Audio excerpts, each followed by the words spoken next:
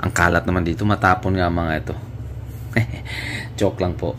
Gusto lang natin silipin itong kalagayan ng mga sapatos natin. Baka pinamahayan na ng mga ipis ito. By the way, this is my Air Jordan 12 collection.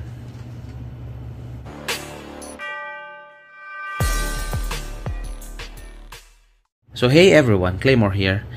I would like to deviate again a little bit sa mga usual content ng channel natin. My channel usually shares videos about knives, guns, and other sharp stuff. But then, may mga iba din tayong hilig eh.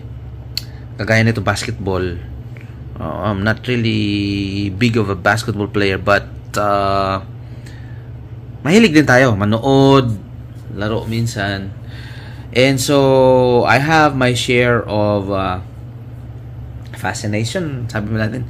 Mahilig din kasi ako sa sapatos, and isa sa mga collection natin ay I have my tennis shoes kasi nagte-tennis tayo, and then sa basketball shoes ito lang ang collection ko. Air Jordan 12 because as a short backgrounder, it was 1997 when I really got hooked to being a fan of Michael Jordan. And in 1997, nag-champion sila sa taon na ito. And then, ang sapatos niya na gamit ay Air Jordan 12. And during my college time, nakikita ko yung mga schoolmates ko, parang ordinary lang na masusuot nila yung Jordan 12. Samantalang ako, hindi ko talaga ma-afford yun dahil mahal eh, or we don't have that money when I was in college. Medyo gipit tayo. So, yun, nung may pambili na tayo, inumpisahan ko. Inumpisahan ko saan ba ako nag-umpisa? Sa playoffs ata ako nag-umpisa eh. And then, yun na, tuloy-tuloy na yung pag-purchase natin ng mga Jordan 12. So, makita natin, no? Marami dyan, no? Mga pairs dyan. So, for this video, I'll try to account them one by one. I'm not sure kung nandito sila lahat. Yung iba kasi ginagamit ko rin pang laro. So, I have a few brand new purchases here. And then may mga used second hand items din na nabili natin online and from other sources. So, let's check them out. So, let's go. Siguro dapat natin umpisahan sa isa sa pinakasikat na Jordan 12. Ito yung The Flu Game. Yan. Flu Game.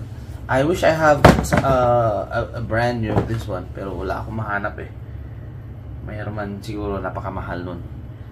So, this is my favorite talaga sa lahat ng Jordan 12s. So let's take a look sa mga mga hindi masyadong kilala. This one is the Bordeaux. It has a burgundy color, and then parang suede yung material. Problem ko dito ay simula na mag-separation. Hindi ko man lang nagamit ito. I bought this from a collector na matagal na rin sa kanya. So yun, this is the Bordeaux. I have here a kakaiba rin. This is a Choco Brown. Bought this from a second-hand market. I don't know. Medyo nagka-interest ako sa kulay niya, but the condition is not very good na ano. Ayan. Okay, this one is the Public School New York. Color niya ay parang olive drab, and then the sole ay kulay gray. Naiiba rin. I tried playing basketball with this one, pero matigas. Hindi siya ganun ka ideal pang laro. Okay pa naman kondisyon niya, walang separation. Ito naman ay yung winter something, winter black, I don't know. But ito ay all black, and this one is not made of leather. It's some synthetic material. All black. So dahil all black siya, ginagamit ko minsan as patrol shoes. Okay rin, mukha siyang tactical shoes din eh. I have this Chinese New Year. Chinese New Year. Maganda rin. Parang playoffs yung color combination niya. Pero meron tong mga graphics na printed material dito sa likod. So, interesting design here. And ito, dalas kong ginagamit pang basketball. We have here the FIBA white and red combination with some gold accents. Maganda, malinis tingnan.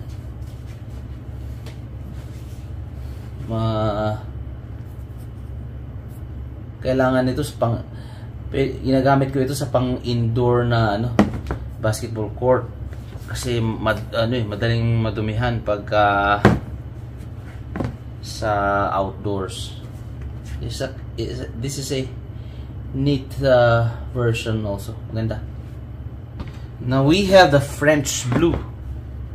French blue. Para lang siyang taxi but with a white and blue combination. I like this one. Malinis tingnan. Itong mga nagustuhan ko talaga sa sa 12, yung two-tone combination.